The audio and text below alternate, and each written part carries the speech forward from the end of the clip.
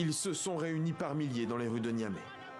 Brandissant des slogans anti-français, les manifestants pro-putschistes prennent d'assaut l'ambassade de France, brisant des vitres et mettant le feu à certains endroits. Les manifestants ont été dispersés par la suite par des gaz lacrymogènes.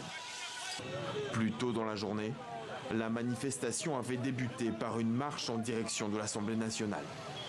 Certains brandissent ici des drapeaux russes et nigériens. Ils demandent de laisser la gestion du pays aux mains des militaires.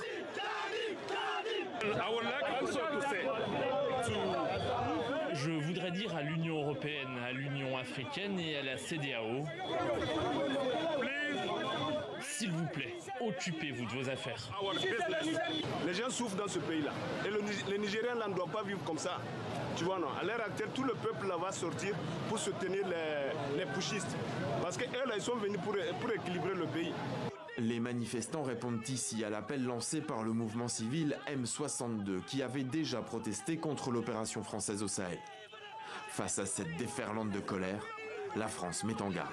Les forces nigériennes ont l'obligation d'assurer la sécurité de nos emprises diplomatiques et consulaires au titre des conventions de Vienne. Nous les appelons instamment à remplir cette obligation que leur impose le droit international. Même ton ferme du côté de la CEDEAO, réunie depuis ce matin à Abuja. Également visée par les protestations, elle n'exclut pas un recours à la force si le pouvoir n'est pas rendu à Mohamed Bazoum.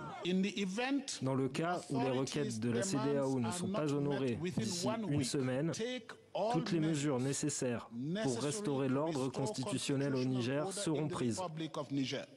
L'organisation régionale a également décidé de suspendre toutes les transactions commerciales et financières entre ses États membres et le Niger.